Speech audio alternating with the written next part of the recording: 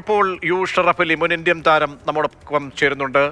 ശ്രീ ഷറഫ് അലി, കേരളത്തെ സംബന്ധിച്ചുള്ള ഏറ്റവും മഹനീയമായിട്ടുള്ള ഒരു നേട്ടം, കേരളത്തിലെ ടീം എത്രത്തോളം ആധികാരികമായി ഈ ടൂർണമെന്റിനെ സമീപിച്ചിരിക്കുന്നു എന്നതിൻ്റെ തെളിവാണ് ഈ ദിവസത്തെ വിജയം. എത്രത്തോളം പ്രതീക്ഷയ്ക്ക് വക നൽകുന്നുണ്ട് നമ്മുടെ ഈ ഫൈനലിലേക്കുള്ള ആ ഒരു ഇന്നത്തെ വിജയത്തിൻ്റെ ആ റിസൾട്ടിൻ്റെ മെറിറ്റ്? നല്ലൊരു ടീമിനെ തന്നെയാണ് ഫീൽഡ് ചെയ്യാൻ കഴിഞ്ഞത് എന്നൊരു വലിയ സന്തോഷമുണ്ട്. കഴിഞ്ഞ ലീഗ് ഗ്രൗണ്ടിലെയും ക്വാർട്ടർ ഫൈനലിലേക്കും മത്സരങ്ങൾ എടുത്തു നോക്കുമ്പോൾ ടീമിന്റെ പ്രകടനം തന്നെ മെച്ചപ്പെട്ട പ്രകടനമായിരുന്നു. പിന്നെ കഴിഞ്ഞ നാഷണൽ ഗെയിംസിൽ വിൻ ചെയ്ത കുറെ കളിക്കാരും അതുപോലെ തന്നെ പരിചയസമ്മതരായ പരിശീലകനും കെറ്റി ചാക്കോയുടെ നേതൃത്വത്തിലുള്ള ഗോൾ കീപ്പർ പരിശീലകനും എബിൻ റോസ് തുടങ്ങി നല്ല കളിച്ചിട്ട് പരിചയമുള്ളവരും പരിശീലിപ്പിച്ച് പരിചയമുള്ള നല്ല ടീം തന്നെയാണ് ഇത്തവണ സന്തോഷ് ഫീൽഡ് ചെയ്തിരിക്കുന്നത്. നമ്മളൊക്കെ വലിയ പ്രതീക്ഷയോടുകൂടി തന്നെ കാണുന്നത്. ഒരുപാട് പരിമിതമായ സാഹചര്യങ്ങളായിരുന്നു അസാമിൽ ഉണ്ടായിരുന്നെന്ന് കേൾക്കാൻ കഴിഞ്ഞു പത്രത്തിലൂടെയൊക്കെ.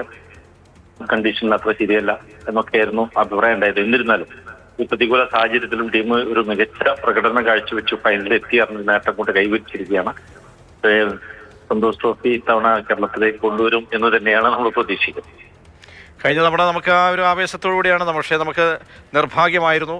ഇത്തവണ ഈ സർവീസസിനെ ആ ടീമിനോട് നമ്മൾ പരാജയപ്പെട്ടു ഈ ടൂർണമെന്റിൽ. പക്ഷേ അവരെ തന്നെ നേരിടേണ്ടി വരുന്നു ഫൈനലിൽ.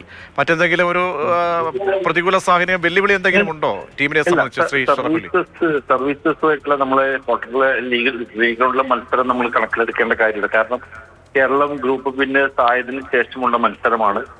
അതുപോലെ തന്നെ സർവീസസിന് വിജയം അനിവാര്യമായ ഒരു മത്സരമായിരുന്നു. സ്വാഭാവികമായിട്ടും കേരളം നമ്മുടെ എല്ലാ കളിക്കാർക്കും കളിക്കാനുള്ള അവസരം കൊടുത്തു. സബ്സ്റ്റിറ്റ്യൂട്ട് കളിക്കാർക്ക് മാക്സിമം കളിക്കാൻ അവസരം കൊടുത്തു.